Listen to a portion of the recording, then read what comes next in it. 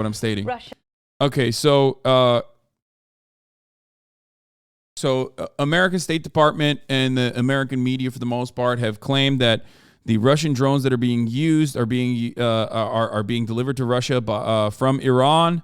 These are known as the kamikaze drones. America has a version of them as well. They're like they're like single use drones. Basically, it's like a missile, but with more command over its trajectory. The American drone is called a Switchblade. It's the same shit. Let's take a look at what the Iran has said since then. Russia has attacked the Ukrainian capital Kyiv with a wave of what appears to be Iranian-made explosive drones. The strikes killed at least 4 people, including a pregnant woman and her husband. Iran denied supplying the drones to Russia. HasanAbi has more. Kyiv under assault once again. Russia has acquired weapons that are having a devastating impact. On Monday, Ukrainians in the regions of Kyiv, Dnipro and Sumy saw firsthand what they can do. The barrage of attacks also hit critical infrastructure, like this sunflower oil terminal in Mykolaiv, causing storage tanks to go up in flames. The terminal is Ukraine's largest sunflower oil facility. Right now, there is a new Russian drone attack. The world can and must stop this terror. When we talk about Ukraine's need for air and missile defense systems, we talk about real lives taken by terrorists. This one apartment building was torn in half, with some surviving, but others killed in the onslaught of explosions. Worried that they're going to show some crazy shit. All this wreckage is because of these metal triangles, which form what appear to be Iranian-made kamikaze drones. And while Iran flatly denies it supplied them, the White House has warned Russia's deepening alliance with Iran is a profound threat to the entire world. Iran continues to lie about this. They have not been truthful about this and deny providing weapons to Russia for use in Ukraine. Meanwhile, according to these new reports, Iran is considering selling still more destructive weapons to support an invasion they claim to oppose.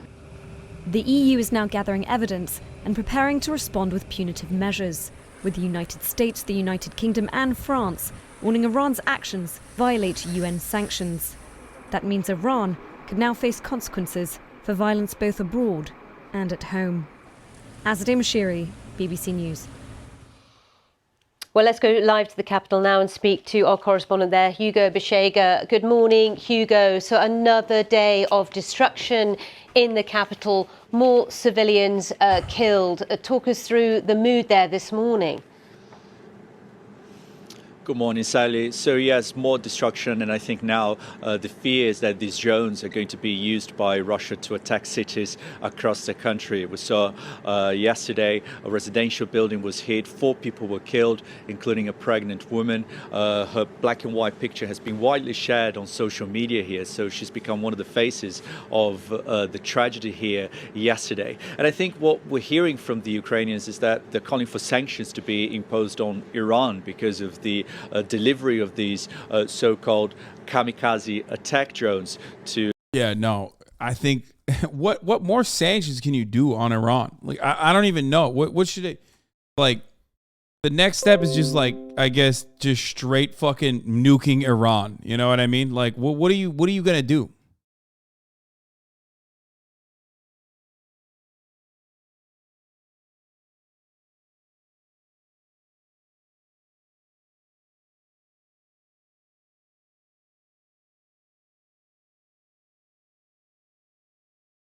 It's just like, oh, wait, hold on. What the ass shit, dude? Why am I getting this armory crate?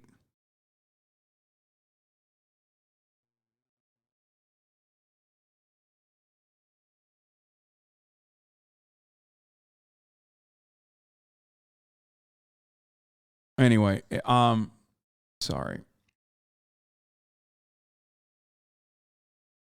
to the Russians. And I think we had a statement from Iranians are so fucked.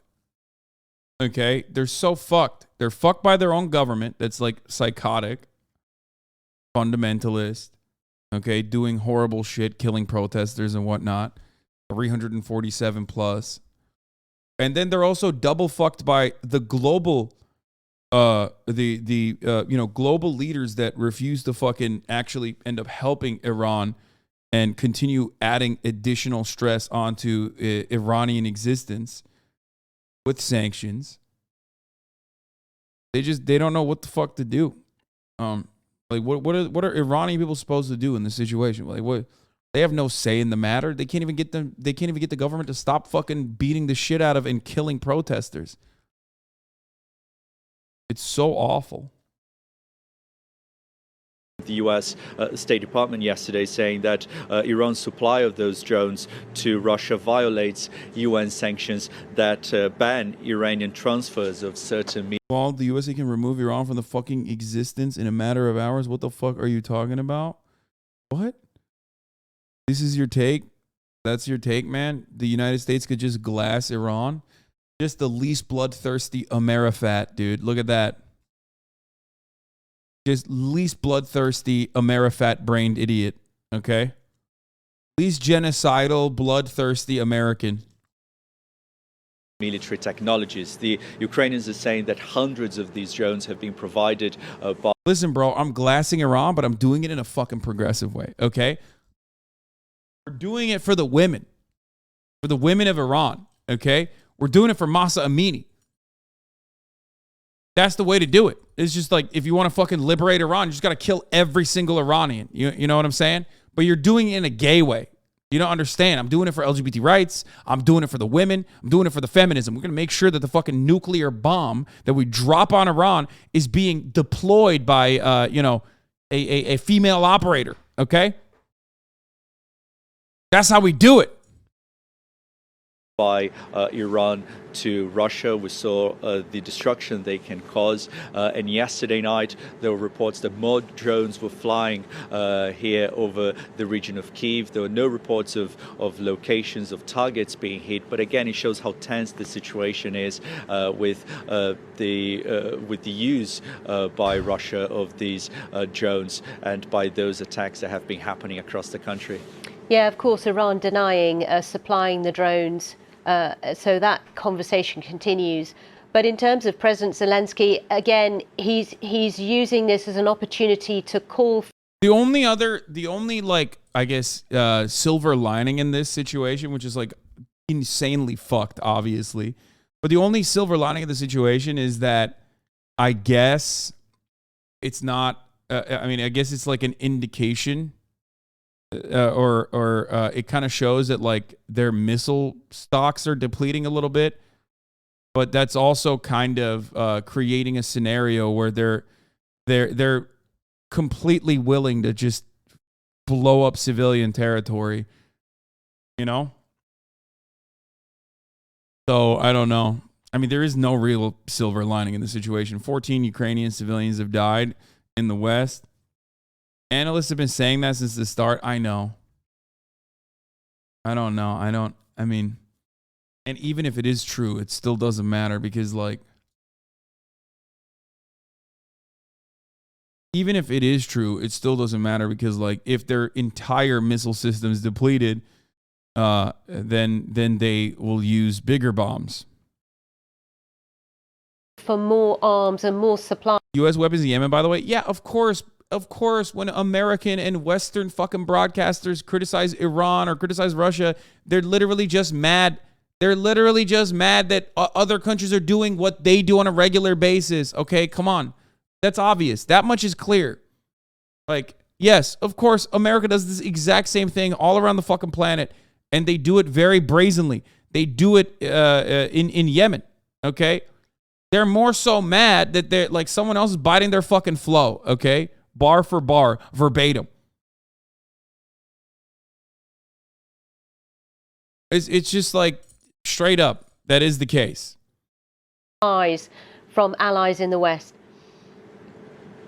Yeah, and yesterday, reacting to the attacks here across the country, he said this terror must stop. And I think you're hearing Ukrainian officials calling for more sanctions to be imposed on Iran, but at the same time, they're using the attacks that happened yesterday, also the attacks of last week, to say that the country needs more air defense capabilities to protect cities across the country from the threat imposed by that comes from Russian missiles and also from those Iranian drones. And Russia has been attacking civilian sites and civilian infrastructure across the country, especially electricity infrastructure ahead of winter.